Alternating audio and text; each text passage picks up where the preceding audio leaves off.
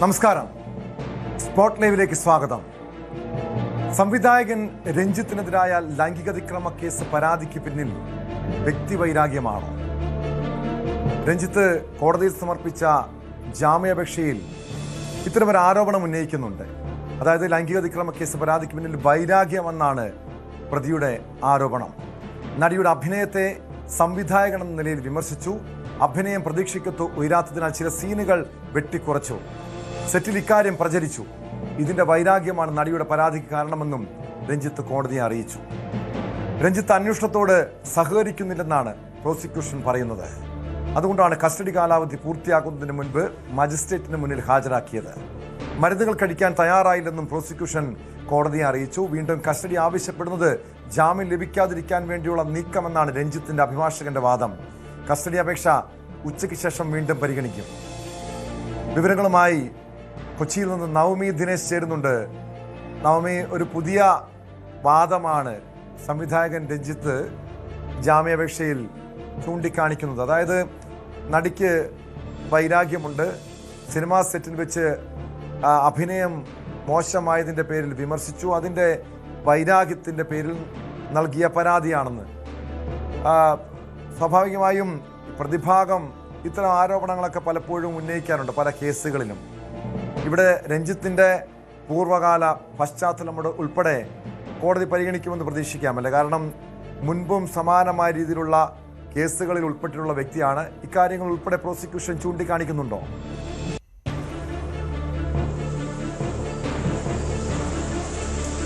രാവിലെ ആയിരുന്നു രഞ്ജിത്തിന്റെ ജാമ്യാപേക്ഷ കോടതി പരിഗണിക്കേണ്ടത്. പക്ഷേ പോലീസ് വീണ്ടും കസ്റ്റഡി അപേക്ഷയാണ് നൽകിയത്. രഞ്ജിത്തിനെ വീണ്ടും കസ്റ്റഡിയിൽ ആവശ്യപ്പെടുകയായിരുന്നു പോലീസിന്റെ അന്വേഷണ സംഘത്തിന്റെ ഭാഗത്തു നിന്നും ഉണ്ടായത്. രഞ്ജിത്ത് അന്വേഷണത്തോട് സഹകരിക്കുന്നില്ല, മരുന്ന് കഴിക്കാൻ കൂട്ടാക്കുന്നില്ല, ഡോക്ടർമാരോടടക്കം നിസ്സഹകരണമായിട്ടൊരു നിലപാടാണ് രഞ്ജിത്ത് സ്വീകരിക്കുന്നത്. അതുകൊണ്ട് തന്നെയാണ് വേഗം ഈ ആരോഗ്യസ്ഥിതി പരിഗണിച്ചുകൊണ്ടാണ് വേഗം തെളിവെടുപ്പും ചോദ്യം ചെയ്യലും പൂർത്തിയാക്കിയ ശേഷം നേരത്തെ തന്നെ 3 ദിവസത്തെ കസ്റ്റഡിയിൽ നൽകിയെങ്കിൽ പോലും ഒരു ദിവസം മുൻപ് തന്നെ തിരിച്ച് കോടതിയിലേക്ക് സമർപ്പിച്ചത് അല്ലെങ്കിൽ റിമാൻഡിലേക്ക് പോയതെന്നാണ് ഈ അന്വേഷണ സംഘം കോടതിയിൽ വ്യക്തമാക്കുന്നത്. ഇതിനെ രഞ്ജിത്തിന്റെ അഭിഭാഷകൻ പറയുന്നത് രഞ്ജിത്തിനെ ഈ തിരഞ്ഞെടുപ്പ് കഴിയുന്നത് വരെ ജയിലിലിടാൻ വേണ്ടിയിട്ടുള്ള തന്ത്രമാണ് അന്വേഷണ സംഘം നടത്തുന്നത്. അതല്ല എന്നുണ്ടെങ്കിൽ എന്തിനാണ് 3 ദിവസത്തെ കസ്റ്റഡിയിൽ നൽകിയിട്ടും 2 ദിവസം കൊണ്ട് അത് പൂർത്തിയാക്കി തിരികെ നൽകിയത്? വീണ്ടും കസ്റ്റഡിയിൽ ആവശ്യപ്പെടുന്നത് ജാമ്യം നിഷേധിക്കാൻ അല്ലെങ്കിൽ ജാമ്യം നൽകാതിരിക്കാനുള്ള പോലീസിന്റെ തന്ത്രമായിട്ടാണ് അഭിഭാഷകൻ കോടതിയിൽ ഉയർത്തുകയും ചെയ്തത്. എന്തായാലും 10-ാം തീയതിക്ക് ശേഷം വീണ്ടും കസ്റ്റഡിയിൽ വേണമെന്നാണ് അന്വേഷണ സംഘം വ്യക്തമാക്കിയത്. അതുകൊണ്ട് തന്നെയാണ് ഇന്ന് ഉച്ചയ്ക്ക് ശേഷം, അങ്ങനെയാണെങ്കിൽ ഇന്ന് ഉച്ചയ്ക്ക് ശേഷം കസ്റ്റഡി അപേക്ഷ സമർപ്പിച്ചോളൂ എന്ന് കോടതി പറഞ്ഞത്. മറ്റൊരു പ്രധാനപ്പെട്ട കാര്യം, ഈ ഒരു പറഞ്ഞതുപോലെ തന്നെ സ്വാഭാവികമായും ഒരു ജാമ്യത്തെ എതിർക്കുന്നതിനു വേണ്ടി അല്ലെങ്കിൽ അഭിഭാഷകർ എന്നുള്ള നിലയിൽ പല തന്ത്രങ്ങളും ഇരയും. അതാണ് പുതിയൊരു വാദവുമായി ഇന്ന് രഞ്ജിത്തിന്റെ അഭിഭാഷകൻ കോടതിയിൽ എത്തിയപ്പോൾ പറഞ്ഞത്. ഈ നടിക്ക് അഭിനയിക്കാൻ അറിയില്ല, അഭിനയിക്കാൻ അറിയാത്തതിനെ താൻ വിമർശിച്ചു, അത് സെറ്റിലടക്കം ഇക്കാര്യങ്ങൾ പ്രചരിച്ചു, അതിന്റെ നാണക്കേട് കൊണ്ട് അതിന്റെ വൈരാഗ്യം കാരണമാണ് തനിക്കെതിരെ ഇത്തരത്തിലൊരു കള്ളക്കേസ് ഉണ്ടാക്കിയത്. ഇതിന്റെ കാലതാമസം, അതായത് ജനുവരി 30-ാം തീയതിയാണ് ഈ സംഭവം നടന്നതെന്ന് പറയുന്നു. പിന്നെ എന്തിനാണ് പരാതി നൽകുവാൻ ഇത്രയേറെ താമസിച്ചത്? ആ 2 മാസം എന്തുകൊണ്ട് വൈകി എന്നൊരു കാര്യമാണ് അഭിഭാഷകൻ കോടതിയിൽ ഉന്നയിച്ചിരിക്കുന്നത്. എന്തായാലും രഞ്ജിത്ത് ഈ തെളിവെടുപ്പിനോട് അല്ലെങ്കിൽ ഈ ഒരു ചോദ്യം ചെയ്യലിനോട് സഹകരിക്കുന്നില്ല എന്നാണ് അന്വേഷണ സംഘം കോടതിയിൽ വ്യക്തമാക്കുന്നത്. പല ഈ ഡിജിറ്റൽ തെളിവുകളടക്കം ലഭ്യമാക്കേണ്ടതുണ്ട്. സെറ്റിനെ കുറിച്ചുള്ള പല കാര്യങ്ങളും ചോദിക്കുമ്പോഴും രഞ്ജിത്ത് മറുപടി നൽകുവാൻ തയ്യാറാകുന്നില്ല എന്നുകൂടി അന്വേഷണ സംഘം വ്യക്തമാക്കുന്നുണ്ട്. എന്തായാലും ഉച്ചയ്ക്ക് ശേഷം കസ്റ്റഡി അപേക്ഷ വീണ്ടും കോടതി പരിഗണിക്കും. അതിനുശേഷമായിരിക്കും ജാമ്യാപേക്ഷയിലൊക്കെ ഒരു തീരുമാനം ഉണ്ടാകുക. നിലവിൽ അഭിഭാഷകൻ കോടതിയെ അറിയിച്ചിരിക്കുന്നത് ഒരു വൈരാഗ്യമാണ്, ഈ നടിക്ക് രഞ്ജിത്തിനോടുള്ള വൈരാഗ്യം. അത് നടിയുടെ അഭിനയത്തെക്കുറിച്ച് വിമർശിച്ചതാണ് ആ വൈരാഗ്യത്തിന് കാരണവും ഈ പരാതി കെട്ടിച്ചമച്ചതാണ് എന്നുകൂടിയാണ് അഭിഭാഷകൻ കോടതിയിൽ വ്യക്തമാക്കിയിരിക്കുന്നത്. കേട്ടോ നവമി, ഇവിടെ പ്രതിഭാഗം അഭിഭാഷകൻ ചൂണ്ടിക്കാണിക്കുന്ന പ്രധാനപ്പെട്ട ഒരു കാര്യമുണ്ട്. കാരണം 3 ദിവസമാണ് നേരത്തെ രഞ്ജിത്തിനെ പോലീസ് കസ്റ്റഡിയിൽ വിട്ട് നൽകിയത്. പക്ഷേ ഒരു ദിവസം മുൻപ് തന്നെ രഞ്ജിത്തിനെ വീണ്ടും റിമാൻഡ് ചെയ്യുന്ന സാഹചര്യമുണ്ടായി. പക്ഷേ ഏത് സാഹചര്യത്തിലാണ് വീണ്ടും കസ്റ്റഡിയിൽ ആവശ്യപ്പെടുന്നത്? മാത്രമല്ല പ്രതിഭാഗം അഭിഭാഷകൻ ചൂണ്ടിക്കാണിക്കുന്ന പോലെ ഈ ചോദ്യം ചെയ്യലും തെളിവെടുപ്പും പൂർത്തിയായിട്ടുണ്ട്. പിന്നെ എന്തിനാണ് വീണ്ടും കസ്റ്റഡിയിൽ ആവശ്യപ്പെടാൻ പോലീസ് ഒരുങ്ങുന്നത്? കാരണം ഇനി ഏതെങ്കിലും തെളിവുകൾ കണ്ടെത്താനുണ്ടോ? ശാസ്ത്രീയ തെളിവുകൾ, ഡിജിറ്റൽ തെളിവുകൾ ഉൾപ്പെടെ കണ്ടെത്തിയിട്ടുണ്ടെന്ന് മനസ്സിലാക്കുന്നു.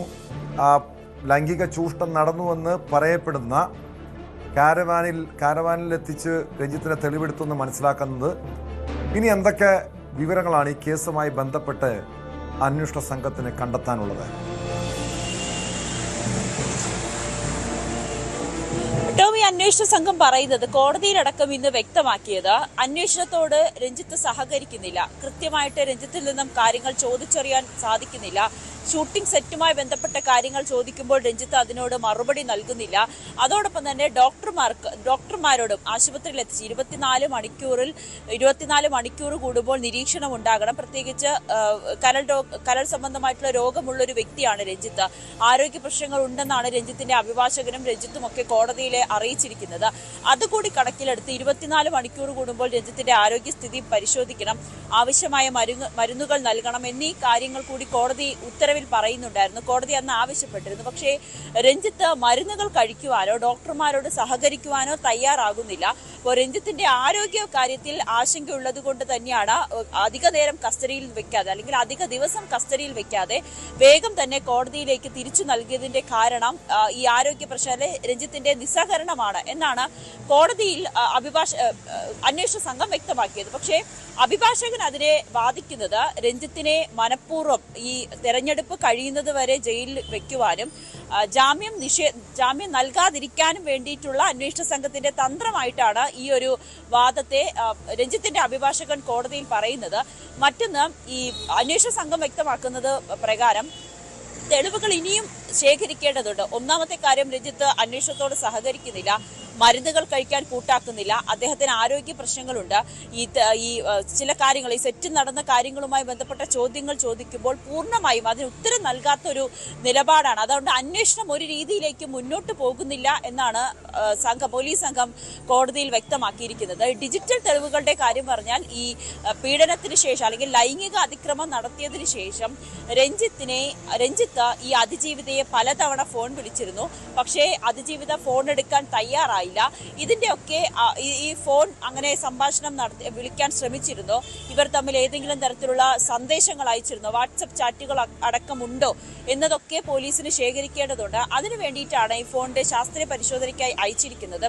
അതിന്റെ ഫലം ലഭിക്കേണ്ടതുണ്ട്. ഈ സിനിമാ സെറ്റിൽ അന്ന് അതിജീവിത തനിക്കുണ്ടായ ബുദ്ധിമുട്ട് പറഞ്ഞ ആളുകളുടെ മൊഴിയെടുക്കണം. അതിൽ രണ്ടുപേരുടെ, ജോബി കുര്യന്റെയും ശാലിനി, അസിസ്റ്റന്റ് ഡയറക്ടർ ശാലിനിയുടെയും മൊഴി രേഖപ്പെടുത്തിയെങ്കിൽ പോലും അവരെ വീണ്ടും ചോദ്യം ചെയ്യാൻ വിളിപ്പിക്കുമെന്നാണ് അന്വേഷണ സംഘം വ്യക്തമാക്കുന്നത്. അതായത് ഈ കേസുമായി ബന്ധപ്പെട്ട് കാര്യമായിട്ടുള്ള തെളിവുകൾ ശേഖരിക്കുവാനോ വിവരങ്ങൾ ലഭിക്കുവാനോ അന്വേഷണ സംഘത്തിന് കഴിഞ്ഞിട്ടില്ല എന്നാണ് നമുക്ക് വ്യക്തമാകുന്നത്. അത് രഞ്ജിത്തിന്റെ നിസ്സഹകരണവും അതോടൊപ്പം സഹപ്രവർത്തകരും വേണ്ട രീതിയിൽ ഈ അന്വേഷണവുമായി സഹകരിക്കാത്തതുമാണ് പോലീസിനെ കുഴപ്പത്തിലാക്കുന്നത്. ഈ സിനിമാ സെറ്റുമായി ബന്ധപ്പെട്ട കാര്യങ്ങൾ ചോദിക്കുമ്പോൾ പോലും രഞ്ജിത്ത് മറുപടി നൽകുന്നില്ല എന്നാണ് അന്വേഷണ സംഘം ഇന്ന് കോടതിയിൽ അറിയിച്ചിരിക്കുന്നത്. അതുകൊണ്ടാണ് വീണ്ടും വിശദമായിട്ടുള്ള ഒരു ചോദ്യം ചെയ്യലുകൾ വേണം. എന്തുകൊണ്ടാണ് ഈ അന്വേഷണം ആ തലങ്ങളിലേക്ക് പോകാത്തത്? കാരണം ഇപ്പോൾ പ്രതിഭാഗം പുതിയ വാദങ്ങളുമായി രംഗത്തെത്തുന്നുണ്ട്. കേസ് അട്ടിമറിക്കാൻ വലിയ സ്വാധീനമുള്ള വ്യക്തികളാണ്. പല കള്ളക്കഥകളും കഥകളും മെനയാനുള്ള തന്ത്രങ്ങൾ അറിയാവുന്നവരാണ്. അതുകൊണ്ട് തന്നെ ഇനി കേസിൻ്റെ അന്വേഷണം അതിവേഗത്തിൽ മുന്നോട്ട് പോയില്ലെങ്കിൽ കേസ് അട്ടിമറിക്കാനുള്ള സാധ്യതയില്ലേ? കാരണം ഇങ്ങനെ ഇപ്പോൾ വന്നിരിക്കുന്ന ഒരു പുതിയൊരു വിചിത്രമായൊരു വാദമാണ്. അതായത് മുൻ വൈരാഗ്യം, സിനിമാ സെറ്റിൽ വെച്ച് വിമർശിച്ചതിൻ്റെ വൈരാഗ്യമാണ് ഇത്തരമൊരു പീഡന പരാതിക്ക് കാരണമെന്ന്. ഇത് മറ്റ് സെറ്റിൽ ആ സമയത്തുണ്ടായിരുന്നവരെയൊക്കെ വിശദമായി ചോദ്യം ചെയ്താൽ ഇതുമായി ബന്ധപ്പെട്ട കാര്യങ്ങളിൽ ഒരു വ്യക്തത ഉണ്ടാകില്ലേ? മാത്രമല്ല, പിന്നെ എന്തിനാണ് അത്തരമൊരു കുറ്റകൃത്യം ചെയ്തില്ലെങ്കിൽ പിന്നെ എന്തിനാണ് രഞ്ജിത്ത് ആ യുവതിയെ, നടിയെ ഫോണിൽ ബന്ധപ്പെട്ടത്? എന്തിനാണ് ഒളിവിൽ പോകാൻ ശ്രമിച്ചത്? ഇതുമായി ബന്ധപ്പെട്ടൊരു അല്പം കൂടി വ്യക്തത വരേണ്ടതല്ലേ?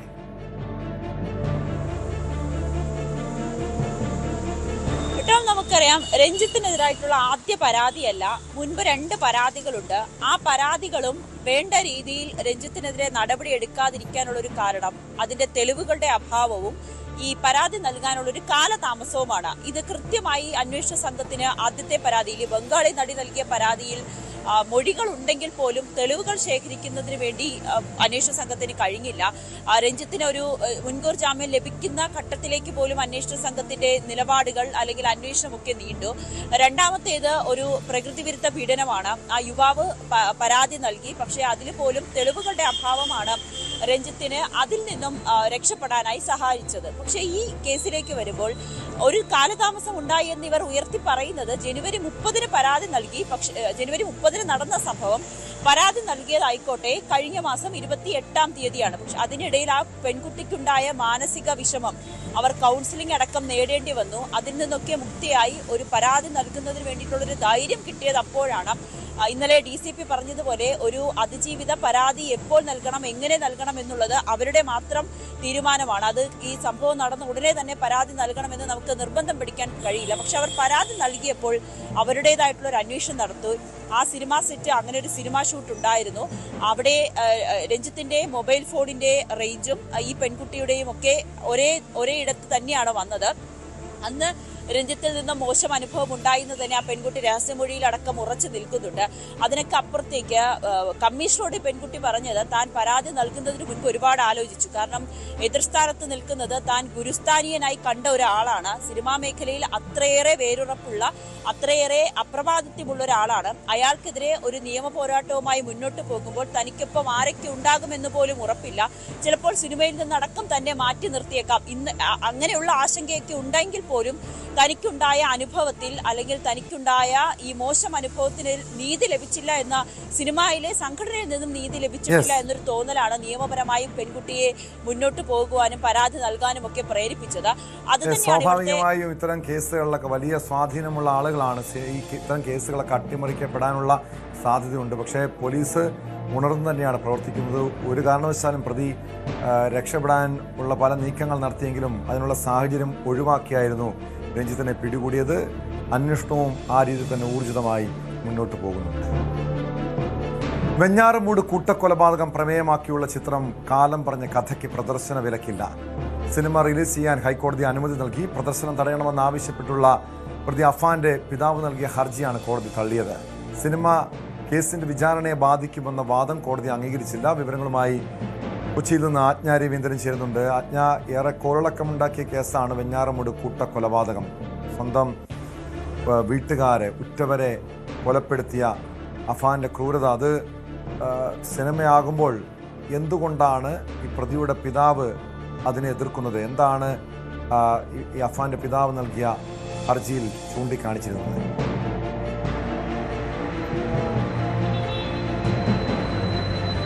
പ്രധാനമായും അഫാന്റെ പിതാവ് അബ്ദുൽ ലത്തീഫ് നൽകിയിരിക്കുന്ന ഹർജിയിൽ വ്യക്തമാക്കിയിരിക്കുന്നത്, ഈ സിനിമ റിലീസാവുകയാണെങ്കിൽ കാലം പറഞ്ഞ കഥ എന്ന് പറയുന്ന സിനിമയുടെ പ്രമേയം വെഞ്ഞാറമൂട് കൂട്ടക്കൊലപാതകമാണ്. അതുകൊണ്ട് തന്നെ ആ സിനിമ റിലീസാവുകയാണെങ്കിൽ തൻ്റെ മകന് ന്യായ വിചാരണ ലഭിക്കാനുള്ള എല്ലാ സാഹചര്യവും അവസാനിക്കുമെന്ന് തന്നെയാണ് ചൂണ്ടിക്കാട്ടിയിരിക്കുന്നത്. മാത്രമല്ല, ഈ വിചാരണയുമായി ബന്ധപ്പെട്ടുള്ള എല്ലാ വിവരങ്ങളും പുറത്തു വരാതിരിക്കാൻ ദൃശ്യശ്രവ്യ മാധ്യമങ്ങളെ വിലക്കണമെന്നും ഹർജിയിൽ ആവശ്യപ്പെട്ടിരുന്നു. വെഞ്ഞാറമൂട് കൊലപാതകം നമുക്കറിയാം, 2025 ഫെബ്രുവരി 24-നാണ് നാടിനെ നടക്കിയ 5 കൊലപാതകങ്ങൾ ഉണ്ടാകുന്നത്. അഫാന്റെ മുത്തശ്ശിയെ, അതുപോലെ പിതൃ സഹോദരനെ, അദ്ദേഹത്തിൻ്റെ ഭാര്യയെ, അഫാന്റെ പെൺസുഹൃത്തിനെ, അനിയനെ, ഇത്രയും ആളുകളെയാണ് കൊലപ്പെടുത്തിയത്. മാത്രമല്ല, അമ്മ ഷെമിയെ കൊലപ്പെടുത്തുന്ന സാഹചര്യത്തിൽ കഴുത്തിൽ ഷാളിട്ട് മുറുക്കിയ ശേഷം പക്ഷെ അവർ രക്ഷപ്പെടുന്ന ഒരു സാഹചര്യത്തിലേക്കാണ് പോയത്. എന്നിരുന്നാലും നാടിനെ നടുക്കിയ കൊലപാതകം എന്നുള്ള നിലയിൽ ഈ വെഞ്ഞാറമൂട് കൂട്ടക്കൊലപാതകം ഒരു സിനിമയ്ക്ക് പ്രമേയമാകുമ്പോൾ ആ ഒരു സിനിമ നൽകുന്ന, അതായത് സമൂഹ മാധ്യമങ്ങളിലൂടെ നൽകുന്ന ഒരു ഇൻഫ്ലുവൻസ് എന്ന് പറയുന്നത് തൻ്റെ മകന് ന്യായവിചാരണ കിട്ടാതെ പോകുമെന്നുള്ള കാര്യമാണ് പ്രധാനമായി അഫാന്റെ പിതാവ് ഹൈക്കോടതിയിൽ ചൂണ്ടിക്കാട്ടിയത്. ഇതുമായി ബന്ധപ്പെട്ട സെൻസർ ബോർഡിന് മുന്നിലെത്തിയിരുന്ന സാഹചര്യത്തിൽ സെൻസർ ബോർഡ് ഇതുമായി ബന്ധപ്പെട്ട അന്വേഷണം നടത്തുകയും അത് അത്തരത്തിലുള്ള ഒരു സിനിമയല്ല എന്നും, അതുപോലെ ഓൺലൈൻ ചൂതാട്ടത്തിനും ലഹരിക്കുമെതിരെയുള്ള സന്ദേശം നൽകുന്ന സിനിമയാണ് കൂട്ടക്കൊലപാതകം, ഇത് പ്രമേയമായിട്ടുണ്ട് എന്ന് മാത്രമേ അതിനെ കണക്കാക്കാൻ കഴിയുകയുള്ളൂ. അതുകൊണ്ട് തന്നെ ഇതിന് UA+ 16 സർട്ടിഫിക്കറ്റാണ് നൽകിയിരിക്കുന്നത്. സെൻസർ ബോർഡ് അത്തരത്തിലാണ് അതിന് സർട്ടിഫിക്കറ്റ് നൽകിയത്. ഇതൊക്കെ പരിശോധിച്ച ശേഷമാണ് ഹൈക്കോടതി ഈ ഒരു നിലപാടിലേക്ക് എത്തിയത്. ഹർജി, അതായത് അഫാന്റെ പിതാവിന്റെ ഹർജി പൂർണ്ണമായും തള്ളിക്കൊണ്ട് തന്നെയാണ് കാലം പറഞ്ഞ കഥ എന്ന് പറയുന്ന സിനിമയ്ക്ക് പ്രദർശന വിലക്കില്ല എന്നുള്ള ഒരു നിലപാടിലേക്ക് ഹൈക്കോടതി എത്തുന്നത്. ഇത് മാത്രമല്ല, പ്രധാനമായിട്ടും താനും കുടുംബവും താനും ഭാര്യയും ഒറ്റപ്പെട്ട സാഹചര്യമാണ്. പ്രത്യേകിച്ചും ഒരു പച്ചക്കറിക്കട നടത്തിയാണ് ഇപ്പോൾ താൻ ജീവിക്കുന്നത്. ആ ഒരു സാഹചര്യത്തിൽ തന്നെയും തൻ്റെ ഭാര്യയെയും ബന്ധുക്കളും നാട്ടുകാരും ഒറ്റപ്പെടുത്തുന്ന സാഹചര്യമാണുള്ളത്. അങ്ങനെയുള്ള ഒരു സാഹചര്യത്തിൽ ഇത്തരം ഒരു സിനിമ കൂടി ഇറങ്ങുമ്പോൾ അത് കൂടുതൽ മുൻവിധിക്ക് കാരണമാകും. തൻ്റെ മകന് നീതി ലഭിക്കാതെ പോകും. കുറ്റാരോപിതനാണ് ഇപ്പോൾ തൻ്റെ മകനെ കുറ്റവാളിയാക്കി മാറ്റുന്ന ഒരു നിലപാടിലേക്ക്, ഒരു സാഹചര്യത്തിലേക്ക് സിനിമ മാറ്റും എന്നുള്ളതായിരുന്നു പ്രധാനമായും ഹർജിയിൽ ചൂണ്ടിക്കാട്ടിയത്. അതേസമയം അത്തരം സന്ദർഭങ്ങൾ, അത്തരം കൂട്ടക്കൊലപാതകം പ്രമേയമായിട്ടുണ്ട്. എന്നിരുന്നാലും അതല്ല സിനിമയുടെ മുഖ്യ പ്രമേയം. സിനിമ നൽകുന്ന മെസ്സേജ് പ്രധാനമായും ഓൺലൈൻ ചൂതാട്ടത്തിനും അതുപോലെ മയക്കുമരുന്നിനുമെതിരെയുള്ള മെസ്സേജാണ് എന്ന് തന്നെയാണ് സെൻസർ ബോർഡിൻ്റെയും തുടർന്ന് ഹൈക്കോടതിയുടെയും വിലയിരുത്തൽ. അങ്ങനെയാണ് ആ ഒരു സാഹചര്യത്തിലാണ് ഹൈക്കോടതി ഇതുമായി ബന്ധപ്പെട്ടുള്ള അഫാന്റെ പിതാവിൻ്റെ ഹർജി തള്ളുന്ന സാഹചര്യത്തിലേക്ക് പോയിട്ടോ. ആജ്ഞ, ഇത് ആദ്യമല്ല. ഇത്തരം പ്രമാദമായ പല കേസുകളും സിനിമയായിട്ടുണ്ട്. അത്തരം കഥകളിൽ കുടുംബത്തിന് എന്തെങ്കിലും ആശങ്ക എന്താണ്? കാരണം ഈ സിനിമ യഥാർത്ഥത്തിൽ ഈ വെഞ്ഞാറമൂട് കൂട്ടക്കൊലപാതകവുമായി ബന്ധപ്പെട്ട് അവരുടെ കുടുംബത്തെ അധിക്ഷേപിക്കാനുള്ള നീക്കമുണ്ടോ എന്നതാണോ അവരുടെ ആശങ്ക? പക്ഷേ യഥാർത്ഥത്തിൽ ഈ ഒരു ചെറുപ്പക്കാരൻ കാണിച്ച ക്രൂരത, ഈ അഫാൻ കാണിച്ച ക്രൂരതയാണ് സിനിമയുടെ പ്രമേയമാവുന്നത്. അതോടൊപ്പം നേരത്തെ സിനിമയുടെ അണിയറ പ്രവർത്തകർ ചൂണ്ടിക്കാണിക്കുന്നത് പോലെ മയക്കുമരുന്നിനും അതോടൊപ്പം ഇത്തരം ക്രിമിനൽ പ്രവർത്തനങ്ങൾക്കും എതിരായിട്ടുള്ള ഒരു സന്ദേശം നൽകുന്നൊരു സിനിമ. അതിനപ്പുറം ഈ കുടുംബത്തെ ഈ കഥയിലേക്ക് വലിച്ചഴയ്ക്കുന്നുണ്ടോ? അവരെ മുറിപ്പെടുത്തുന്ന രീതിയിലുള്ള എന്തെങ്കിലും കഥകൾ ഈ ചിത്രത്തിൽ പ്രമേയമാകുന്നുണ്ടോ? അതാണോ ഇവർ എതിർക്കാനുള്ള, ഈ സിനിമയുടെ റിലീസിനെ എതിർക്കാനുള്ള കാരണമായത്?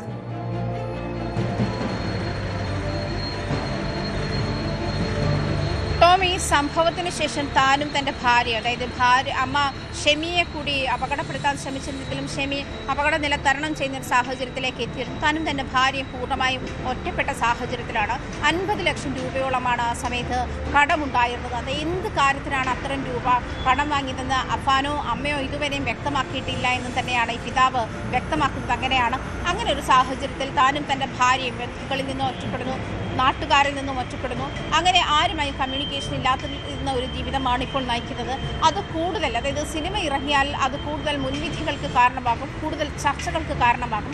ഈ കേസുമായി ബന്ധപ്പെട്ട വിചാരണകൾക്ക് തടസ്സമായും കൃത്യമായി ന്യായമായ ഒരു വിചാരണ തൻ്റെ മകന് ലഭിക്കാതെ പോകും. അത്തരം ഒരു സാഹചര്യത്തിൽ, ഈ സാമ്പത്തിക പ്രതിസന്ധി ഉണ്ടായിരുന്ന ഒരു സാഹചര്യത്തിൽ ഈ മരണം നടന്ന ദിവസം തന്നെ, അത് കൊലപാതകം നടന്ന ദിവസം തന്നെ ഏതാണ്ട് 2 ലക്ഷം രൂപയോളം പലിശക്കാർക്ക് കൊടുക്കാനുണ്ടായിരുന്നു. അതുമായി ബന്ധപ്പെട്ടുള്ള തർക്കത്തിനൊടുവിലാണ്, അത്തരം തർക്കം മൂർച്ഛിച്ചപ്പോഴാണ് അഫാൻ കൊലപാതകത്തിലേക്ക് തിരിഞ്ഞതെന്നാണ് പിതാവ് ഈ മകനെ ന്യായീകരിക്കുന്നത്. പക്ഷേ 5 കൊലപാതകങ്ങൾ, നാടിനെ നടുക്കിയ 5 കൊലപാതകങ്ങളാണ് ഈ മകൻ ചെയ്തു കൂട്ടിയതെന്നോ, ഒരുപക്ഷേ കേരളത്തിൻ്റെ ഈ ക്രൈം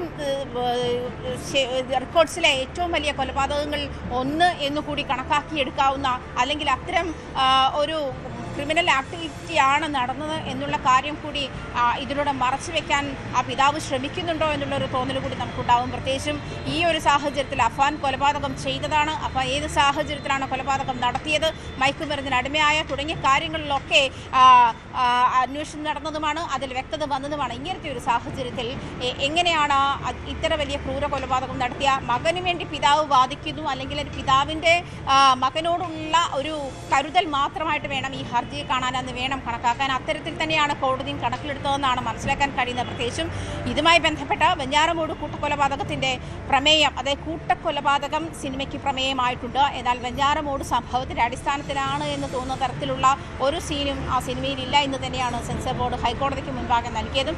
അതിനെ പ്രദർശിപ്പിക്കുന്നതിന് പ്രത്യേകിച്ച് സാഹചര്യങ്ങൾ, അതായത് പ്രദർശനാനുമതി നൽകാതിരിക്കാനുള്ള പ്രത്യേക സാഹചര്യങ്ങളൊന്നും നിലവിലില്ല എന്ന് തന്നെ ഹൈക്കോടതിയിൽ സെൻസർ ബോർഡ് ബോധ്യപ്പെടുത്തിയിട്ടുണ്ട്. ആ ഒരു സാഹചര്യത്തിൽ കൂടിയാണ് ഹൈക്കോടതി ഇത്തരത്തിലൊരു നിലപാടെടുത്തത്. ഹർജി പൂർണ്ണമായും തള്ളുകയാണ്. അതായത് അഫാന്റെ പിതാവ് നൽകിയിരിക്കുന്ന ഹർജി, സിനിമയ്ക്ക് പ്രദർശനാനുമതി നൽകരുത് എന്നാവശ്യപ്പെട്ടുള്ള ഹർജി പൂർണ്ണമായി നൽകുകയാണ്. ഇതൊരു ഘട്ടത്തിലും വിചാരണയെ ബാധിക്കാൻ പോകുന്നില്ല എന്ന് തന്നെയാണ് ഹൈക്കോടതി നിരീക്ഷണം. യെസ്, വ്യക്തമാണ്. കൊച്ചിയിൽ നിന്ന് ആജ്ഞ രവീന്ദ്രനാണ് വിവരങ്ങൾ നൽകിയത്. വെഞ്ഞാറമൂട് കൂട്ടക്കൊലപാതകം പ്രമേയമാക്കിയുള്ള ചിത്രം കാലം പറഞ്ഞ കഥയ്ക്ക് പ്രദർശന വിലക്കില്ല. പ്രതി അഫാന്റെ പിതാവ് നൽകിയ ഹർജി ഹൈക്കോടതി തള്ളി. പശ്ചിമേഷ്യയിൽ സമാധാനം അകലെ തന്നെ. വിശദമായി പരിശോധിക്കാം ഇടവേളകൾ.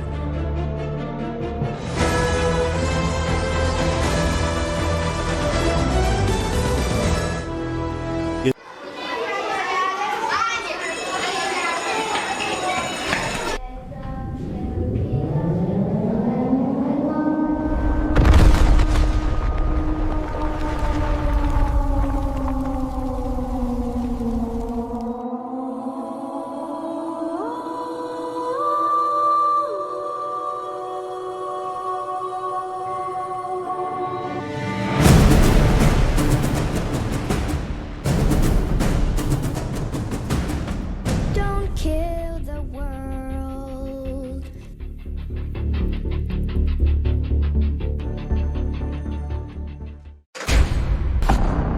കളിക്കളം റെഡി.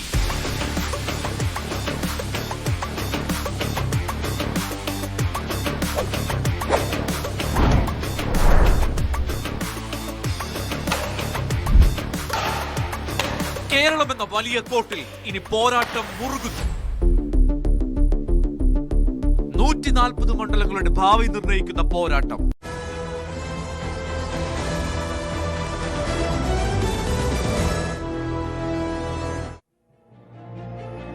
സ്പോട്ട് ലൈവ് തുടരുന്നു. പശ്ചിമേഷ്യയിൽ സമാധാനം അകലെ തന്നെ. ഇറാനെ ഒറ്റ രാത്രി കൊണ്ട് നശിപ്പിക്കുമെന്ന് US പ്രസിഡന്റ് ഡൊണാൾഡ് ട്രംപ്. ഇന്ന് രാത്രി 8 മണിക്കുള്ളിൽ ധാരണയിലെത്തിയില്ലെങ്കിൽ ഇറാനിലെ പാലങ്ങളും പവർ പ്ലാന്റുകളും പൂർണ്ണമായും തകർക്കുമെന്നാണ് ഭീഷണി. ട്രംപിൻ്റേത് ഭ്രമം നിറഞ്ഞ വാക്കുകളാണെന്ന് ഇറാൻ സൈന്യം പരിഹസിച്ചു. മേഖലയിൽ US-നുണ്ടായ അപമാനം ട്രംപിന് എന്ത് ചെയ്താലും മറയ്ക്കാനാകില്ലെന്നും IRGC പ്രസ്താവന ഇറക്കി. ഇതിനിടെ ഹോർമുസ് കടലിടുക്ക് തുറക്കുന്ന വിഷയത്തിൽ UN-ൽ ഇന്ന് വോട്ടെടുപ്പ് നടക്കും.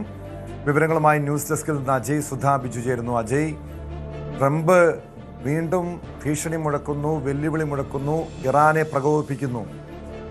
കൃത്യം 8 മണിക്ക് മുൻപ് ധാരണയിലെത്തണമെന്ന താക്കീത് നൽകുന്നു. ഇറാന്റെ പ്രതികരണം ഇതിനോട് എങ്ങനെയാണ്?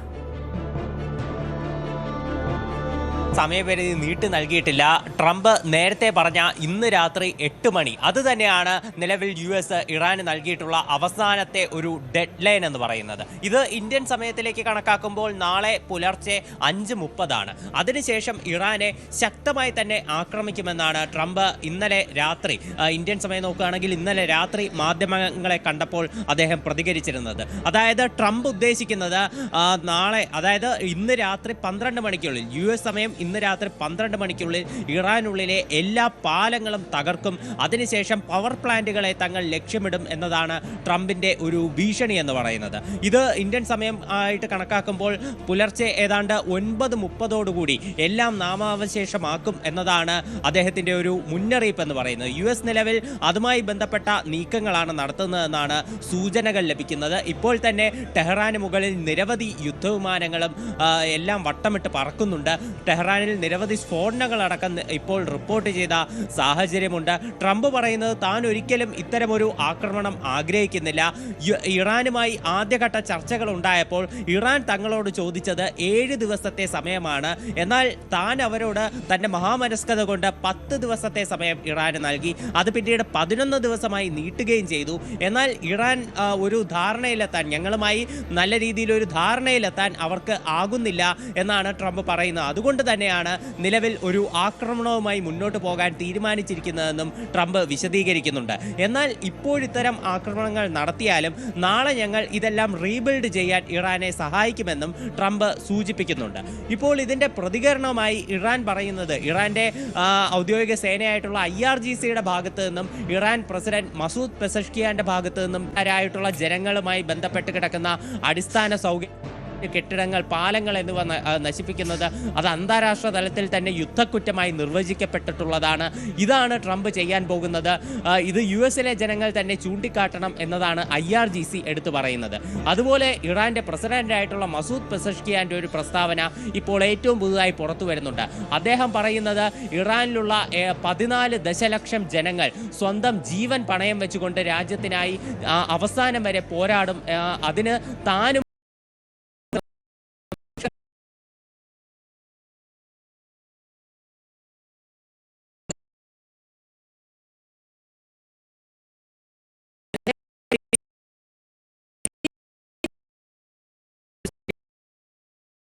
ഇത് ബഹ്റൈൻ അടിസ്ഥാനത്തിലാണ് വോട്ടെടുപ്പ് നടക്കുന്നത്. ഇന്ത്യൻ സമയം ഇന്ന് രാത്രി 8:30 ഈ വോട്ടെടുപ്പ് നടക്കുക എന്നാണ് വിവരമുള്ളത്. ഇത് കഴിഞ്ഞ ആഴ്ച നടക്കാനിരുന്ന വോട്ടെടുപ്പായിരുന്നു. കഴിഞ്ഞ ആഴ്ചയാണ് മറ്റ് GCC രാജ്യങ്ങളുടെ പിന്തുണയോടെ ബഹ്റൈൻ ഇത്തരമൊരു പ്രമേയം UN-ൽ മുന്നോട്ട് വെച്ചത്. അതായത് ഹോർമൂസ് കടലിടുക്ക് തുറക്കാൻ ഇറാൻ തയ്യാറാകണമെന്ന് പറഞ്ഞുകൊണ്ട്. എന്നാൽ ആ സമയത്ത് ചൈനയും റഷ്യയും ഉൾപ്പെടെയുള്ള രാജ്യങ്ങൾ ഇത് വീറ്റോ ചെയ്യും എന്നുള്ള ഒരു ആശങ്ക നിലനിന്നിരുന്നു. ഇതിന്റെ ഭാഗമായിട്ട് സൗദി അറേബ്യ ഉൾപ്പെടെയുള്ള രാജ്യങ്ങളുടെ നേതൃത്വത്തിൽ ഇവരെ അനുനയിപ്പിക്കാനുള്ള ശ്രമങ്ങൾ നടന്നു. എന്നാൽ ഇത് പൂർണ്ണമായി വിജയിക്കാത്ത സാഹചര്യത്തിലാണ് ഇത്തരമൊരു കാര്യം പിന്നീട് മാറ്റിവെച്ചത്. ബഹ്റൈൻ തന്നെ UN-നോട് അഭ്യർത്ഥിക്കുകയായിരുന്നു ഈ വോട്ടെടുപ്പ് മാറ്റിവെക്കാൻ. അങ്ങനെ ഈ വീറ്റോ ഭയന്നുകൊണ്ട് അത് പിന്നീട് ഈ ആഴ്ചയിലേക്ക് മാറ്റിവെക്കുകയായിരുന്നു. ആ വോട്ടെടുപ്പ് ഇന്ന് രാത്രി 8:30 നടക്കുമെന്നാണ് വിവരം. അപ്പോൾ ഈ വോട്ടെടുപ്പിൽ ഇത് വീറ്റോ ചൈനയോ റഷ്യയോ ഇത് വീറ്റോ ചെയ്തില്ലെങ്കിൽ അജയ്, ഹോർമുസ് കടലിടുക്കുമായി ബന്ധപ്പെട്ടാണ് ഇറാൻ US-നെയും അതോടൊപ്പം ഇസ്രായേലിനെയും ഉൾപ്പെടെയുള്ള രാജ്യങ്ങളെ, ഇറാനെതിരായി നിൽക്കുന്ന രാജ്യങ്ങളെ വെല്ലുവിളിക്കുന്നതും മുൾമുനയിൽ നിർത്തുന്നത്. ഈ വിഷയത്തിൽ UN-ൽ ഒരു അനുകൂലമായ തീരുമാനം വരികയാണെങ്കിൽ, അതായത് ഇറാനെതിരായിട്ടുള്ള തീരുമാനമാണ് വരുന്നതെങ്കിൽ എന്തായിരിക്കും അതിൻ്റെ പ്രത്യാഘാതങ്ങൾ? ഇറാൻ UN-ന്റെ നടപടിയെ അനുസരിച്ചുകൊണ്ട് മുന്നോട്ട് പോകുമോ അതോ വീണ്ടും പ്രകോപനം സൃഷ്ടിക്കുമോ? ഇപ്പോൾ നമുക്കൊന്നും പ്രവചിക്കാൻ കഴിയാത്ത ഒരു ചുറ്റുപാടാണ്. കാര്യം ഇറാന്റെ ഒരു നിലവിലെ നിലപാടുകൾ നോക്കുകയാണെങ്കിൽ ഇറാൻ നിലപാടെടുത്തിട്ടുള്ളത് തങ്ങളുടെ ശത്രുത എന്ന് പറയുന്നത് അമേരിക്കയെയും അവരെ പിന്തുണയ്ക്കുന്ന സഖ്യരാജ്യങ്ങളോടുമാണ്. അവരുടെ കപ്പലുകളെ മാത്രമാണ് ഹോർമൂസ് കടലിടുക്കിൽ വിലക്കിയിട്ടുള്ളത്. മറ്റ് കപ്പലുകൾക്ക് തങ്ങളുടെ സൗഹൃദ രാഷ്ട്രങ്ങളായിട്ടുള്ള, പ്രത്യേകിച്ച് പേരെടുത്ത് ഇറാൻ പറഞ്ഞിട്ടുള്ളത് പാകിസ്ഥാൻ, ഇന്ത്യ, അതുപോലെ റഷ്യ, ചൈന എന്നീ രാജ്യങ്ങളെയാണ്. അപ്പോൾ ഈ രാജ്യങ്ങളുടെ കപ്പലുകൾക്ക് മേഖലയിലൂടെ സുഗമമായി കടന്നു പോകാം എന്നാണ് ഇറാൻ അറിയിച്ചിരുന്നത്. അപ്പോൾ ഇത്തരത്തിൽ മറ്റ് രാജ്യങ്ങളോട് സൗഹൃദപരമായിട്ടുള്ള ഒരു സന്ദേശം നൽകുമ്പോഴും US-നോടും അതുപോലെ ഇസ്രായേലിനോടും അവരുടെ സഖ്യകക്ഷികളോടും എതിർപ്പ് പ്രകടിപ്പിച്ചുകൊണ്ടാണ് ഇറാൻ ഇതുവരെ മുന്നോട്ട് നീങ്ങിയിരുന്നത്. ഇന്നൊരു പക്ഷേ UN-ൽ ഈ പ്രമേയം വന്നിട്ട് ഇത് ഇറാനെതിരായിട്ട് എല്ലാ രാജ്യങ്ങളും ഒരുപോലെ നിന്ന് ഹോർമൂസ് കടലിടുക്ക് തുറക്കണം എന്നുള്ള വിഷയത്തിൽ ഈ ഒരു പ്രമേയം വോട്ടെടുപ്പ് നടന്ന് അത് വിജയിക്കുകയാണെങ്കിൽ തീർച്ചയായിട്ടും ഇറാൻ അന്താരാഷ്ട്ര തലത്തിൽ വലിയൊരു സമ്മർദ്ദം നേരിടാൻ സാധ്യതയുണ്ട്. അങ്ങനെയാണെങ്കിൽ ഇറാന് ഇപ്പോൾ ഏറ്റവും കൂടുതൽ പിന്തുണ നൽകുന്നത് ചൈനയും റഷ്യയും അടക്കമുള്ള രാജ്യങ്ങളാണ്. ഈ രാജ്യങ്ങളും ഹോർമൂസ് കടലിടുക്ക് തുറക്കണം എന്നുള്ള വിഷയത്തിൽ ഒരു ഇറാനെതിരെ ശക്തമായിട്ടുള്ള നിലപാട് അന്താരാഷ്ട്ര തലത്തിൽ UN-ൽ തന്നെ എടുക്കുകയാണെങ്കിൽ തീർച്ചയായിട്ടും ഇറാന് മറ്റ് വഴികളില്ലാതെയാകും. അങ്ങനെയാണെങ്കിൽ ചിലപ്പോൾ അവർ ഹോർമൂസ് കടലിടുക്ക് തുറക്കാൻ തന്നെയാണ് സാധ്യത. അതുകൊണ്ട് തന്നെയാണ് നിലവിൽ ഈ വോട്ടെടുപ്പ് ട്രംപിന്റെ ഈ ഭീഷണിയേക്കാൾ പ്രസക്തമാകുന്നത്. അതായത് ട്രംപിന്റെ ഭീഷണി അനുസരിച്ചുള്ള സമയപരിധി അവസാനിക്കുന്നത് നാളെ പുലർച്ചെ ഇന്ത്യൻ സമയം 5:30 എന്നാൽ ഈ വോട്ടെടുപ്പ് നടക്കുന്നത് ഇന്ന് രാത്രി 8:30 ഇന്ത്യൻ സമയം. അപ്പോൾ ഈ വോട്ടെടുപ്പിൽ എന്തെങ്കിലും തീരുമാനമാവുകയാണെങ്കിൽ ട്രംപിന്റെ ഈ ഭീഷണി അനുസരിച്ചുള്ള ഈ ആക്രമണത്തിലേക്ക് കടക്കില്ല. ട്രംപിന്റെ ഒരു ഭീഷണി എന്ന് പറഞ്ഞാൽ 4 മണിക്കൂറിൽ ഇറാനെ നാമാവശേഷമാക്കും, ഒറ്റ രാത്രി കൊണ്ട് ഇറാനിലുള്ള എല്ലാ പാലങ്ങളും നശിപ്പിക്കുമെന്നതാണ് ഭീഷണി. എന്തായാലും ആ ഭീഷണിയിലുള്ള ലോജിക്ക് ഇപ്പോൾ പലരും ചോദ്യം ചെയ്തുകൊണ്ട് രംഗത്തെത്തിയിട്ടുണ്ട്. US-ലെ തന്നെ ഡെമോക്രാറ്റിക് പാർട്ടിയിലുള്ള സെനറ്റർമാരൊക്കെ ട്രംപിന്റെ ഈ പരാമർശത്തെ വിമർശിച്ചിട്ടുണ്ട്. അതായത് യുദ്ധക്കുറ്റമാണ് ട്രംപ് ചെയ്യുന്നത് എന്നുള്ള തരത്തിലുള്ള പരാമർശങ്ങൾ US-നകത്ത് നിന്ന് തന്നെ വിമർശനങ്ങളായി ഉയർന്ന ഒരു പശ്ചാത്തലമുണ്ട്. അതുകൊണ്ട് തന്നെ ട്രംപ് ഇത്തരമൊരു സാഹസത്തിന് മുതിരുമോ എന്ന ഒരു ചോദ്യമുണ്ട്. അതുപോലെ ഈ UN-ലെ വോട്ടെടുപ്പ് നിർണായകം തന്നെയാണ്.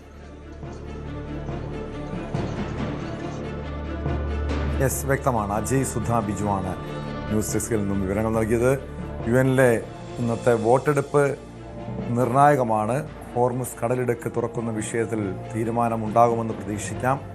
അതോടൊപ്പം ട്രംപ് നൽകിയ അന്ത്യശാസനം, അതിൽ ഇറാന്റെ തുടർ നീക്കങ്ങളും നിരീക്ഷിക്കേണ്ടതാണ്. തിരികെ തമ്മിൽ പറഞ്ഞു.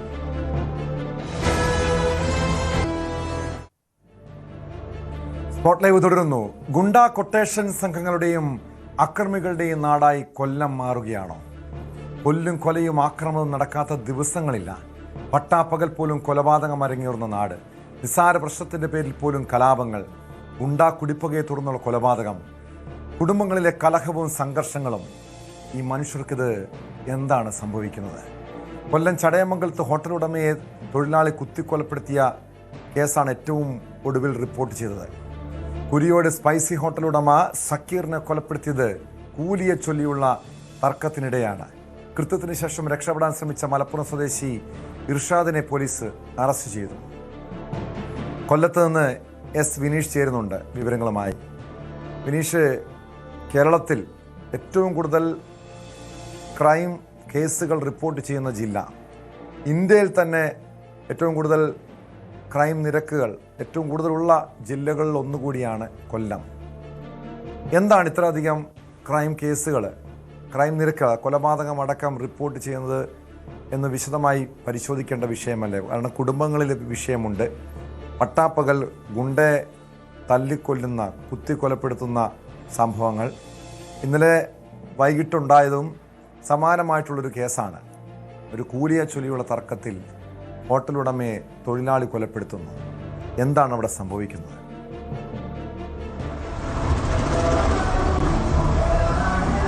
തീർച്ചയായും ടോം സൂചിപ്പിച്ചതുപോലെ തന്നെ ക്രൈം നിരക്കുകൾ വർദ്ധിച്ചു വരുന്ന ഒരു ജില്ലയായി കൊല്ലം മാറുന്നു എന്നുള്ളത് ആണ്. നമുക്കറിയാം, 2 ദിവസം മുൻപാണ് കൊല്ലം കടക്കൽ ആക്രമണത്തിനിരയായ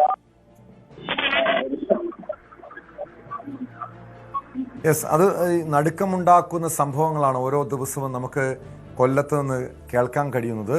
ഇന്നലെ രാത്രി ചെറിയൊരു വാക്ക് തർക്കം, അതായത് ഒരു കൂലിയുമായി ബന്ധപ്പെട്ട വാക്ക് തർക്കത്തിൽ തൊഴിലാളി ഹോട്ടൽ ഉടമയെ കൊലപ്പെടുത്തിയ കേസ്. കഴിഞ്ഞ ദിവസവും സമാനമായൊരു കൊലപാതകമുണ്ടായി. അതിനു മുൻപ് കൊല്ലം ജില്ലയെ നടുക്കിയ പട്ടാപ്പകൽ ഗുണ്ടയെ വെട്ടിക്കൊലപ്പെടുത്തിയ കേസ്. ഗുണ്ടകൾ അഴിഞ്ഞാടുന്ന നാടായി കേരളം മാറുന്നുണ്ട്. അതിലേറ്റവും കൂടുതൽ കേസുകൾ റിപ്പോർട്ട് ചെയ്യുന്നത് കൊല്ലം ജില്ലയിലാണ്. എന്താണ് അങ്ങനെ സംഭവിക്കുന്നത്? ഇത്രയധികം ക്രൈം നിരക്കുകൾ വർദ്ധിക്കുന്നതെന്ന് വിശദമായി പരിശോധിക്കേണ്ടതാണ്. അവിടുത്തെ ഒരു സാമൂഹ്യ അന്തരീക്ഷം, കുടുംബങ്ങളുടെ സാഹചര്യമൊക്കെ വിശദമായി തന്നെ പരിശോധിച്ച് മുന്നോട്ട് പോകേണ്ടതാണ്. എസ് വിനീഷിലേക്ക് വീണ്ടും. വിനീഷ് തുടരാം. ടോം സൂചിപ്പിച്ചതുപോലെ തന്നെ കൊല്ലം ജില്ലയിൽ ഇത്തരത്തിലുള്ള ക്രൈം നിരക്കുകൾ വർദ്ധിച്ചു വരുന്ന ഒരു സാഹചര്യമാണ് ഉള്ളത്. കാരണം നമുക്കറിയാം, 2 ദിവസം മുൻപാണ് കൊല്ലം കടക്കലിലെ ഒരു യുവാവിനെ സംഘം ചേർന്ന് ആക്രമികൾ കുത്തി കൊലപ്പെടുത്തിയത്. അതിന്റെ നടുക്കം വിട്ടുമാറുന്നതിന് തൊട്ടു പിന്നാലെ തന്നെയാണ് മറ്റൊരു ക്രൈമും കൂടി ഇന്നലെ സംഭവിച്ചത്. ശരത്ത് എന്ന യുവാവിനെയായിരുന്നു സംഘം ചേർന്ന അക്രമികൾ വകവരുത്തിയത്. അത് രക്തത്തിൽ കുളിച്ച് ശരത്ത് പ്രാണരക്ഷാർത്ഥം ഒരു വീട്ടിലേക്ക് ഓടിക്കയറി. അങ്ങനെ വലിയൊരു സംഭവമായിരുന്നു. അതിന്റെ ഒരു നടുക്കം വിട്ടുമാറുന്നതിന് മുന്നേ ഇന്നലെ വൈകുന്നേരമാണ് ഈ നിലമേൽ പ്രവർത്തിക്കുന്ന സ്പൈസി എന്ന ഹോട്ടലിൽ കൊലപാതകം നടന്നത്. ഹോട്ടൽ ഉടമയെ അവിടുത്തെ തൊഴിലാളിയാണ് കുത്തിക്കൊലപ്പെടുത്തിയത്. അത് കൂലിയെ ചൊല്ലിയുള്ള ഒരു തർക്കമായിരുന്നു ഇത്തരത്തിലുള്ളൊരു കൊലപാതകത്തിലേക്ക് നയിച്ചതെന്നാണ് പോലീസിന് അറിയാൻ കഴിയുന്നത്. എന്തായാലും പ്രതിയെ പോലീസ് പിടികൂടിയൊക്കെ ചെയ്തായിരുന്നു. പ്രതി അവിടെ നിന്നും മറ്റൊരു ബസ്സിൽ കയറി ഓടി രക്ഷപ്പെട്ട സാഹചര്യം ഉണ്ടായിരുന്നു. അപ്പോൾ അങ്ങനെ പോലീസ് പിന്തുടർന്നാണ് പ്രതിയെ പിടികൂടിയത്. അങ്ങനെ പ്രതിയിൽ നിന്നും പോലീസിന് നിർണായക വിവരങ്ങളൊക്കെ ലഭിക്കുക. അങ്ങനെയാണ് അറിയുന്നത് കൂലിയെ ചൊല്ലിയുള്ള തർക്കമാണെന്ന്. പിന്നെ ഈ ഷജീർ എന്ന പേരുള്ള പ്രതിയാണ് പിടിയിലായത്. ഷജീറിന്റെ ബാക്ക്ഗ്രൗണ്ട് തന്നെ മുൻപും സമാനമായ രീതിയിൽ ഇത്തരത്തിലുള്ള അക്രമ സ്വഭാവങ്ങളുള്ള ഒരു പ്രതിയാണ്. സ്വഭാവ ദൂഷ്യത്തെ തുടർന്ന് അയാളെ ജോലിയിൽ നിന്നൊക്കെ പിരിച്ചുവിടുകയൊക്കെ ചെയ്തിട്ടുണ്ടായിരുന്നു. അപ്പം ആ ഒരു സംഭവത്തെ ചൊല്ലി അവർ ഇന്നലെ സംസാരം ഉണ്ടായിരുന്നു. അതിലുണ്ടായൊരു പ്രകോപനമാണ് ഇത്തരത്തിലുള്ള അക്രമത്തിലേക്ക് നയിച്ചതെന്നും അറിയുന്നു. എന്തായാലും കറിക്കത്തിയെടുത്ത് നെഞ്ചത്ത് കുത്തിയിട്ടാണ് അവിടെ നിന്നും പ്രതിയോട് രക്ഷപ്പെട്ടത്. പക്ഷേ ഹോട്ടൽ ഉടമയുടെ ജീവൻ രക്ഷിക്കാനായില്ല എന്നുള്ള അതിദാരുണമായ ദുഃഖകരമായ ഒരു സംഭവം ആണ് കഴിഞ്ഞ ദിവസം അരങ്ങേറിയത്. ടോം, എന്തായാലും ഇതുമായി ബന്ധപ്പെട്ടുള്ള ഇത്തരം സംഭവങ്ങൾ നമുക്കറിയാം. കരുനാഗപ്പള്ളിയിലുണ്ടായ ഗുണ്ടാ സംഘങ്ങളുടെ കുടിപ്പകയെ തുടർന്നുണ്ടായ കൊലപാതകങ്ങൾ, കഴിഞ്ഞ വർഷം ഉണ്ടായ കഴിഞ്ഞ വർഷം ഒരു കൊലപാതകം ഉണ്ടാകുന്നു. സമാനമായ രീതിയിൽ വീണ്ടും അതേ വർഷം ആ കൊലയാളി തന്നെ വീണ്ടും ഗുണ്ടാ സംഘങ്ങൾ കൊലപ്പെടുത്തുന്നു. അങ്ങനെയുള്ള നിരന്തരം ഇത്തരത്തിലുള്ള സംഭവങ്ങൾ വർദ്ധിച്ചു വരുന്ന ഒരു സാഹചര്യം ഉണ്ടാകുന്നു. കിഴക്കൻ മേഖലയിലും തീരദേശ മേഖലയിലും ഒരുപോലെ തന്നെ ഇങ്ങനെയുള്ള സംഭവങ്ങളാണ് ഇപ്പോൾ നമുക്ക് റിപ്പോർട്ട് ചെയ്യേണ്ടി വരുന്നത്. ടോം, നമുക്കറിയാം ഈ ഇത്തരം സംഭവങ്ങൾ സമൂഹത്തിൽ വരുത്തുന്ന ചില പ്രശ്നങ്ങൾ അത് വലുതാണ്. ടോം സൂചിപ്പിച്ചതുപോലെ തന്നെ ഈ നടപടി അല്ല, ശരിക്കും പോലീസുമായി ബന്ധപ്പെട്ടുള്ള സാമൂഹികമായിട്ടുള്ള കാര്യങ്ങളിൽ കൂടി പോലീസിന്റെ ഒരു ഇടപെടലും ബോധവൽക്കരണവും ഒക്കെ ഇതിന്റെ പിന്നിൽ അത്യാവശ്യം തന്നെയാണ്. ഉണ്ടെങ്കിൽ മാത്രമേ ഇത്തരം പ്രശ്നങ്ങൾക്ക് ഒരു പരിഹാരം കാണാൻ തീർച്ചയായും. കാരണം നമ്മുടെ നിയമ നടപടികൾ ശക്തമായി തന്നെ മുന്നോട്ട് പോകുന്നുണ്ട്. പോലീസിന്റെ പരിശോധനകളുണ്ട്, ഗുണ്ടകളെ അമർച്ച ചെയ്യാനുള്ള നീക്കമുണ്ട്, ക്രൈം നിരക്കുകൾ കുറയ്ക്കാൻ വേണ്ടി പോലീസിന്റെ ഇടപെടലൊക്കെ ഉണ്ട്. പക്ഷേ എന്തുകൊണ്ടാണ് ഇങ്ങനെയുള്ള കേസുകൾ അവിടെ ഈ കൊല്ലം ജില്ലയിൽ വർദ്ധിക്കുന്നതെന്ന് ആശങ്കയോടെ കാണേണ്ട വിഷയമാണ്. ഒരു സാമൂഹ്യ പശ്ചാത്തലമടക്കം ഒരു ഘടകമാകുന്നുണ്ടോ? മാത്രമല്ല കുടുംബങ്ങളിൽ ഏറ്റവും കൂടുതൽ സ്ത്രീകളുടെ ആത്മഹത്യ റിപ്പോർട്ട് ചെയ്ത ജില്ല കൂടിയാണ് കൊല്ലം. ഏറ്റവും കൂടുതൽ ആത്മഹത്യ നിരക്കുമുള്ള ജില്ലയാണ്. വീടുകളിൽ അതായത് വിവാഹമോചന കേസുകൾ വർദ്ധിക്കുന്നുണ്ട്. എന്താണ് ഇതുപോലുള്ള ക്രൈം നിരക്കുകൾ വർദ്ധിക്കാനുള്ള കാരണം എന്നത് വിശദമായൊരു പഠന വിഷയമാക്കേണ്ടതല്ലേ? അത് എവിടെയാണ്, ആരാണ് ഈ വിഷയത്തിൽ ഇടപെടേണ്ടത്? തീർച്ചയായും ടോം, ഈ സമൂഹത്തിൽ വ്യാപകമായ ഇത്തരത്തിലുള്ള ചർച്ചകൾ വരുന്നുണ്ട്. കൊലപാതകം, ആക്രമണം, മയക്കുമരുന്ന് കേസുകൾ, തട്ടിപ്പ്, അത്തരം കഴിഞ്ഞ അത്തരം സംഭവങ്ങളെല്ലാം തന്നെ കഴിഞ്ഞ ദിവസങ്ങളിൽ നമ്മൾ റിപ്പോർട്ട് ചെയ്യുന്നുണ്ട്. ഇതുമായി ബന്ധപ്പെട്ടുള്ള വാർത്തകൾ വലിയ രീതിയിൽ ഉണ്ടാകുകയും ചെയ്യുന്നുണ്ട്. സാമൂഹ്യ പശ്ചാത്തലം ശ്രദ്ധിക്കേണ്ടത് അത്യാവശ്യം തന്നെയാണ്. ടോം സൂചിപ്പിച്ചതുപോലെ തന്നെ അതിൽ പ്രധാനമാണ് ഈ മയക്കുമരുന്നിന്റെ വ്യാപനം. അത് കൃത്യമായി അതാണ് ഏറെക്കുറെ ഇത്തരത്തിലുള്ള അക്രമം. നമ്മൾ എന്ത് അക്രമ സംഭവങ്ങൾ റിപ്പോർട്ട് ചെയ്താലും അതിന്റെ പിന്നിൽ മയക്കുമരുന്ന് അല്ലെങ്കിൽ മദ്യം, ലഹരിയുടെ ഒരു സംഭവം എന്തായാലും അതിന് പിന്നിലുണ്ട് എന്നുള്ളതാണ് നമുക്ക് ആശങ്കാജനകമായ ഒരു സംഭവം. ലഹരിക്കെതിരെയൊക്കെ ഒരുപാട് ബോധവൽക്കരണങ്ങളും തന്നെ എക്സൈസിന്റെ നേതൃത്വത്തിലുള്ള ലഹരി പിടിത്തവും ഒക്കെ ഉണ്ട്. കിഴക്കൻ മേഖല നമ്മളൊക്കെ നേരത്തെ വാർത്തകൾ ചെയ്തതാണ്. വലിയ രീതിയിലുള്ള മയക്കുമരുന്നുകളും അതുപോലെ തന്നെ ലഹരി ഉപയോഗവും ലഹരി കണ്ടെയ്നറിൽ കൊണ്ടുവരുന്ന ലഹരി പിടിക്കുന്നതെല്ലാം നമ്മൾ വാർത്തകൾ ചെയ്തതാണ്. അപ്പം അത് മാത്രം നമുക്ക് പറയേണ്ട. ശരിക്കും തൊഴിലില്ലായ്മയും ഈ സാമ്പത്തിക സമ്മർദ്ദവും ഒക്കെ തന്നെ ഇത്തരത്തിലുള്ള ഒരു കൊലപാതകങ്ങളിലേക്കെല്ലാം വഴിവെക്കുന്നുണ്ടായെന്നാണ് വിദഗ്ധർ പറയുന്നത്. അതുപോലെ തന്നെ ഈ കുടുംബ ബന്ധങ്ങളിലെ ചില സംഘർഷങ്ങൾ അത്തരം അതിൽ കവിഞ്ഞു പോകുന്നു. അതായത് അവർക്ക് നിയന്ത്രിക്കാൻ കഴിയാത്ത രീതിയിൽ ഉണ്ടാകുന്ന ചില പ്രശ്നങ്ങൾ, ഗണ്യമായിട്ട് പരിഹരിക്കേണ്ടുന്ന ചില പ്രശ്നങ്ങൾ, ഇതെല്ലാം പരിഹരിക്കപ്പെടാതെ വരുമ്പോഴാണ് ഇത്തരത്തിലുള്ള കൊലപാതകങ്ങളിലേക്ക് തന്നെ വഴിവെക്കുന്നത്. ഞാൻ ആദ്യം സൂചിപ്പിച്ച ഒരു സംഭവങ്ങളിലേക്ക് തന്നെ പിന്നെ വരാം. കഴിഞ്ഞ ദിവസം കടക്കലിലുണ്ടായ കൊലപാതകം, അത് ശരത്ത് എന്ന യുവാവിനെ കുത്തിക്കൊലപ്പെടുത്തിയ സംഭവം. അത് കൊലപാതകിയും ഈ ശരത്തും നേരത്തെ ഒരു സ്വകാര്യ ബസ്സിൽ ജീവനക്കാരായിരുന്നു. അവിടെ നിന്നും ഒരാളെ ജോലിയിൽ പിരിച്ചുവിട്ട സംഭവമുണ്ട്. അത് ശരത്ത് അതിന്റെ ബസ്സിന്റെ ഉടമയോട് പറഞ്ഞതൊക്കെ ആയിട്ടുള്ള ബന്ധം, അതുമായി ബന്ധപ്പെട്ടുള്ള ചില തർക്കങ്ങൾ അവർ മദ്യപാനത്തെ തുടർന്ന് ഉണ്ടായിരുന്നു, ബാറിൽ വെച്ചുണ്ടായിരുന്നു. അപ്പൊ അതിനെ ചൊല്ലിയുണ്ടായ തർക്കവും വീണ്ടും ഉണ്ടായ വിരോധവും ഒക്കെയാണ് ആ ഒരു അക്രമത്തിലേക്ക് കലാശിച്ചത്. സത്യം പറഞ്ഞാൽ അതെല്ലാം നമുക്ക് പറഞ്ഞു തീർക്കേണ്ട അല്ലെങ്കിൽ ഗണ്യമായി പരിഹരിക്കപ്പെടേണ്ട വിഷയങ്ങൾ തന്നെയാണ്. അതെല്ലാം വിനീഷാണ് വിവരങ്ങൾ നൽകിയത്. നിരവധി ക്രൈം കേസുകൾ റിപ്പോർട്ട് ചെയ്യുന്ന സാഹചര്യം ആശങ്കയോടെ കാണേണ്ടതാണ്.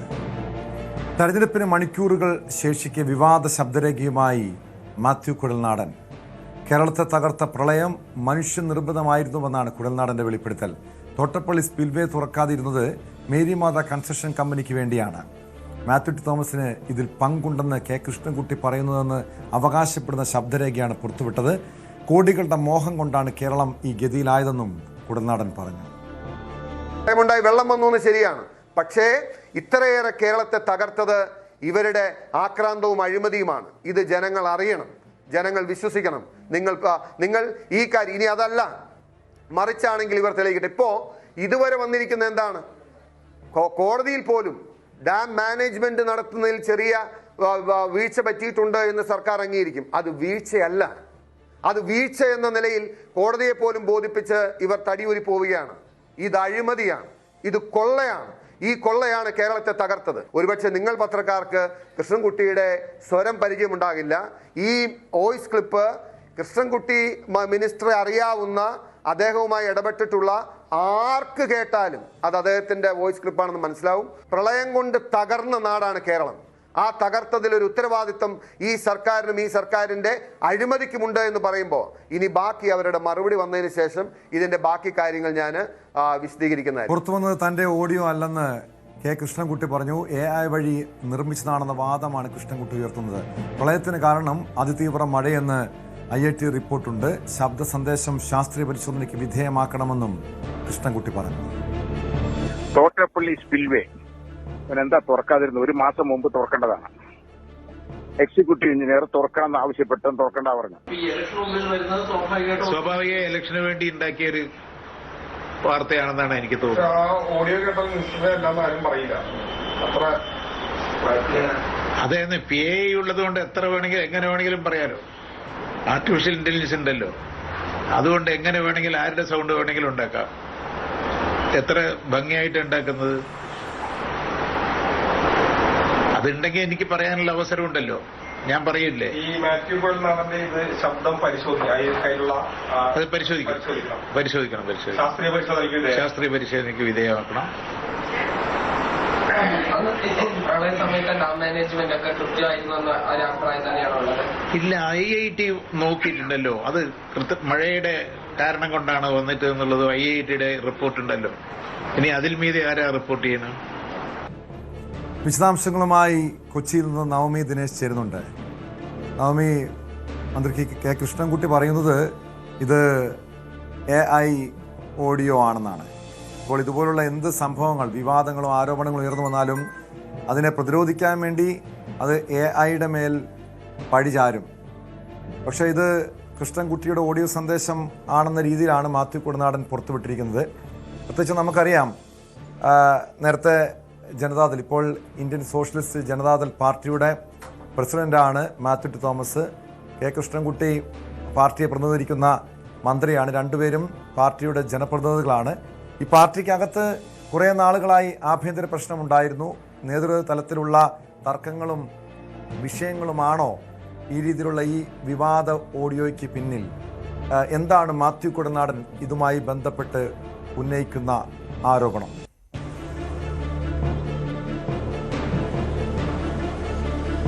ടോം, ഈ ഒരു പാർട്ടിയിലുള്ള രണ്ട് പ്രധാനപ്പെട്ട നേതാക്കൾ, അതിൽ ഒരാൾ മുൻ മന്ത്രിയായിരുന്നു. ആ മന്ത്രിക്കെതിരെയാണ് നിലവിലത്തെ മന്ത്രി ഗുരുതരമായിട്ടുള്ള ആരോപണം ഉന്നയിക്കുന്നത്.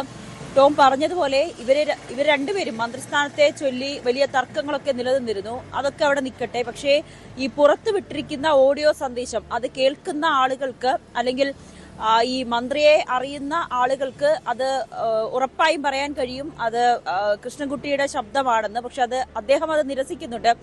എന്തായാലും AIക്ക് അത് സംസാരിക്കാൻ കഴിയാത്തതുകൊണ്ട് നമ്മൾ ആ മന്ത്രി പറയുന്നത് തന്നെ വിശ്വസിച്ചേ മതിയാകൂ. എന്തായാലും അതിൻ്റെയൊക്കെ ആധികാരികത പരിശോധിക്കേണ്ടതുണ്ട്. പോലീസ് അടക്കം അന്വേഷണം നടത്തേണ്ടതുണ്ട് എന്ന് തന്നെയാണ് പ്രതിപക്ഷമടക്കം ഉന്നയിക്കുന്നത്. പക്ഷെ ഗുരുതരമായിട്ടുള്ള ആരോപണമാണ് ഇപ്പോൾ മാത്യു കൊഴുനാടൻ പുറത്തുവിട്ട കൃഷ്ണൻകുട്ടിയുടേതെന്ന് പറയപ്പെടുന്ന ഓഡിയോ സന്ദേശത്തിലുള്ളത്. അതിൽ 2018 പ്രളയം അത് മനുഷ്യനിർമ്മിതമായിരുന്നു. അതിൽ സർക്കാരും മന്ത്രി മാത്യു ടി തോമസും വലിയ രീതിയിൽ പണം തട്ടി, കോടികളുടെയുള്ള ആക്രാന്തം, പണത്തിനോടുള്ള ആക്രാന്തമാണ് ഇത്രയും വലിയ ജനങ്ങളുടെ ജീവൻ വരെ നഷ്ടപ്പെടുന്ന അവസ്ഥയിലേക്ക് പോയതെന്നതാണ് മാത്യു കൊഴുനാടൻ ആരോപിക്കുന്നത്. 3 പ്രധാനപ്പെട്ട കാര്യമാണ് ഈ ഓഡിയോ സന്ദേശത്തിൽ പറയുന്നത്. പക്ഷേ ആരോടാണ് പറഞ്ഞത്, ഏത് കാലഘട്ടത്തിലാണ് പറഞ്ഞത് എന്നതിലൊന്നും മറ്റു തെളിവുകളൊന്നും ഹാജരാക്കുവാൻ മാത്യു കൊഴുനാടൻ തയ്യാറായിട്ടുമില്ല. പക്ഷെ മാത്യു കൊഴുനാടൻ പറയുന്നത് തന്റെ പക്കൽ എല്ലാ തെളിവുകളുമുണ്ട്. ഓരോ ദിവസമായി അല്ലെങ്കിൽ ആവശ്യം വരുന്ന സമയത്ത് ഒരു ആരോപണമാണ്, രാഷ്ട്രീയ വിവാദമായി മാറുന്നുണ്ട്. പ്രത്യേകിച്ചും തെരഞ്ഞെടുപ്പിന് ദിവസങ്ങൾ മാത്രം, മണിക്കൂറുകൾ മാത്രം ബാക്കി നിൽക്കി ഉയർന്നു വന്ന ഈ ആരോപണം എങ്ങനെയായിരിക്കും തെരഞ്ഞെടുപ്പിലടക്കം പ്രതിഫലിക്കുമോ തുടങ്ങിയ കാര്യങ്ങൾ അറിയേണ്ടതാണ്. അതിനു മുൻപ് ഇത് ആരുമായിട്ടാണ് കെ കൃഷ്ണൻകുട്ടി സംസാരിച്ചത്, ഏത് കാലയളവിലാണ്? പാർട്ടിയിൽ ഈ ഉടലെടുത്തിരുന്ന വലിയ ആഭ്യന്തര പ്രശ്നമുണ്ടായിരുന്നു. ആ കാലയളവിലെ ഉയർന്നു വന്ന ആരോപണമായിരുന്നു. മാത്രമല്ല ഈ ആരോപണത്തിൻ്റെ വസ്തുത എന്താണെന്ന് കൂടി പരിശോധിക്കണതാണ്. IITയുടെ റിപ്പോർട്ടുണ്ട് ഒരു വശത്ത്, അത് മനുഷ്യനിർമ്മിതമല്ലെന്ന്. പക്ഷെ തുടക്കത്തിൽ തന്നെ ഈ പ്രളയത്തിലുണ്ടായ നാശനഷ്ടം നമുക്കറിയാം, നിരവധി മനുഷ്യജീവനുകൾ പൊലിഞ്ഞതാണ്. അതിൻ്റെയൊക്കെ അന്ന് തന്നെ ഉയർന്നു വന്ന ആരോപണം ഇതൊരു മനുഷ്യനിർമ്മിതമാണെന്നായിരുന്നു. യഥാർത്ഥത്തിൽ ഈ തെരഞ്ഞെടുപ്പിൽ ഇത് വലിയൊരു ചർച്ചാ വിഷയമാക്കാനായിരിക്കുമോ UDFന്റെ നീക്കം? ഏറ്റവും ജനതാദളിലെ തന്നെ ഒരു നേതാവിനെ ഒപ്പം ഇരുത്തിക്കൊണ്ടാണ് മാത്യു കുഴൽനാടൻ ഈ പത്രസമ്മേളനം നടത്തിയത്. ആ നേതാവ് ഇത് സ്ഥിരീകരിക്കുന്നുമുണ്ട്. ഇത് മന്ത്രിയുടെ തന്നെ കൃഷ്ണൻകുട്ടിയുടെ തന്നെ ശബ്ദരേഖയാണെന്ന് അദ്ദേഹം സ്ഥിരീകരിക്കുന്നുമുണ്ട്. 3 പ്രധാനപ്പെട്ട ആരോപണങ്ങളാണ് ഇതിൽ പറയുന്നത്. ആദ്യത്തേത്, തോട്ടപ്പള്ളി സ്പിൽവേ തുറക്കാൻ വൈകിപ്പിച്ചത് അത് കരിമണൽ കമ്പനിയായ മേരി മാതാ കൺസ്ട്രക്ഷന് വേണ്ടിയാണ്. അതായത് അവർക്ക് ആ കരിമണൽ അവിടെ നിന്ന് മാറ്റുന്നതിനുള്ള ഒരു സമയം അന്ന് അനുവദിച്ചിരുന്നു. അതുകൊണ്ടാണ് ആ കാലതാമസമാണ് സ്പിൽവേ തുറക്കാൻ വൈകിപ്പിച്ചത്. അതിന്റെ പേരിൽ മാത്യു ടി തോമസും ചീഫ് എഞ്ചിനീയർ ആയിട്ടുള്ള ജോഷിയും കോടികളാണ് കൈപ്പറ്റിയത്. രണ്ടാമത്തേത്, മണിയാറിൽ നിന്നും വൈദ്യുതി എടുത്തത് സ്വകാര്യ കമ്പനിയാണ്. ഇവർക്ക് വേണ്ടി അണക്കെട്ടിൽ വെള്ളം നിറയ്ക്കാൻ നിയമവിരുദ്ധമായി ചീഫ് എഞ്ചിനീയർ അനുമതി നൽകി. ഇതിലൂടെ 8 കോടി രൂപ ലാഭമുണ്ടാക്കി. ഇതാണ് പിന്നീട് ചെങ്ങന്നൂരിലടക്കം വെള്ളപ്പൊക്കവും പ്രളയവും ഒക്കെ ഉണ്ടാകാൻ കാരണം. മൂന്നാമത്തേത്, പറമ്പിക്കുളം കനാൽ വഴി തമിഴ്നാട്ടിലേക്ക് വെള്ളം ഒഴുക്കി വിടാമായിരുന്നു. പക്ഷേ അത് അനുവദിച്ചില്ല. കാരണം തമിഴ്നാട്ടിൽ ഒരു നിർമ്മാണ പ്രവൃത്തി നടക്കുന്നുണ്ടായിരുന്നു, 200 കോടിയുടെ നിർമ്മാണ പ്രവൃത്തി. ആ കരാറുകാരനുമായി സംസാരിച്ചതിന് ശേഷം ആ വെള്ളം ഒഴുക്കി വിട്ടുകഴിഞ്ഞാൽ ആ നിർമ്മാണ പ്രവൃത്തിയെ അത് പ്രതികൂലമായി ബാധിക്കും. അതുകൊണ്ട് അയാളുമായി സംസാരിച്ച് മന്ത്രി മാത്യു ടി തോമസും ചീഫ് എഞ്ചിനീയറും ഈ തമിഴ്നാട്ടിലെ കോൺട്രാക്ടറുമായി സംസാരിച്ച ശേഷം അതിൽ നിന്നും വലിയൊരു തുക തട്ടിയെടുത്തു എന്നൊരു ആരോപണം കൂടിയാണ് മൂന്നാമതായി ഉന്നയിക്കുന്നത്.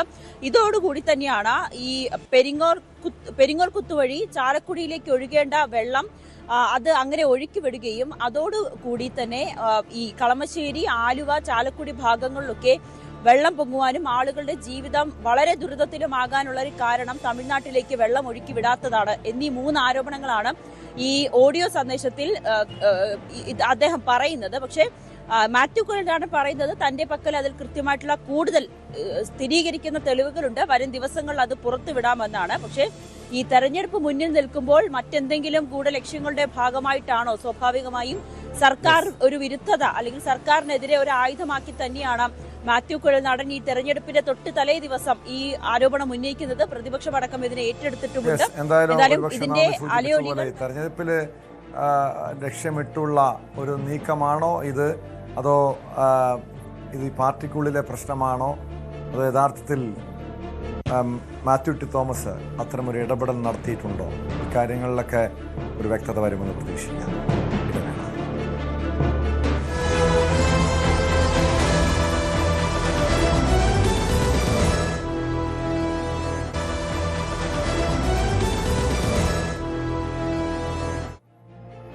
സ്പോട്ട് ലൈവ് തുടരുന്നു. സുരേഷ് ഗോപിയുടെ തെരഞ്ഞെടുപ്പ് ചോദ്യം ചെയ്യുള്ള ഹർജി ഹൈക്കോടതി തള്ളി. തൃശ്ശൂരിലെ സ്വതന്ത്ര സ്ഥാനാർത്ഥിയായിരുന്ന ജോഷി വില്ലട നൽകിയ ഹർജിയാണ് തള്ളിയത്. ഹർജി നിലനിൽക്കില്ലെന്ന സുരേഷ് ഗോപിയുടെ വാദം കോടതി അംഗീകരിക്കുകയായിരുന്നു. വിവരങ്ങളുമായി ആജ്ഞ രവീന്ദ്രൻ ചേരുന്നു. ആജ്ഞ, നേരത്തെ സുരേഷ് ഗോപിയുടെ ലോക്സഭാ അംഗത്വം റദ്ദാക്കണമെന്നാവശ്യപ്പെട്ട് AIYF നേതാവ് നൽകിയ ഹർജി കോടതി ഫയലിൽ സ്വീകരിച്ചിരുന്നു. സുരേഷ് ഗോപിക്ക് വലിയ തിരിച്ചടിയായിരുന്നു. അതായത് 6 ദിവസം മുമ്പ് കോടതിയിൽ നിന്നുണ്ടായതെങ്കിൽ ഇപ്പോൾ ആശ്വാസകരമായിട്ടുള്ള നടപടി എന്താണെന്ന് ഹൈക്കോടതിയിൽ സംഭവിച്ചത്?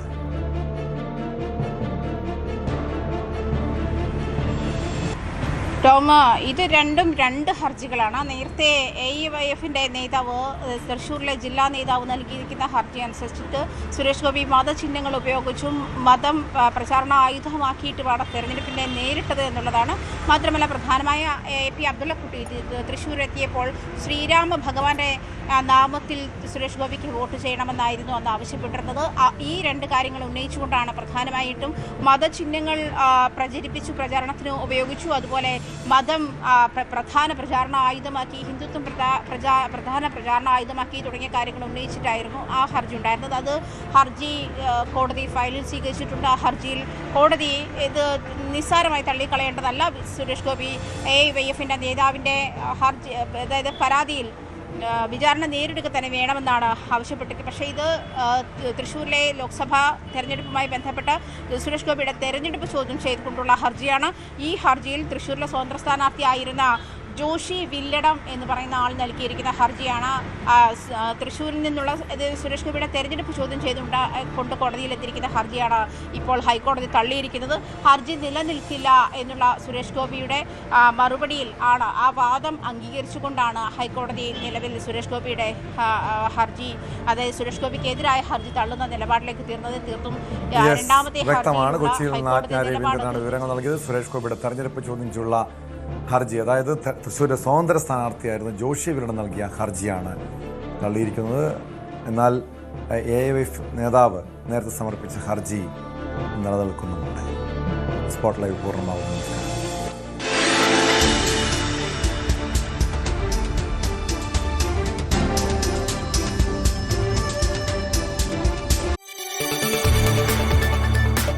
കൂടുതൽ വാർത്തകൾക്ക് News 18 Keralam YouTube channel subscribe ചെയ്യുക.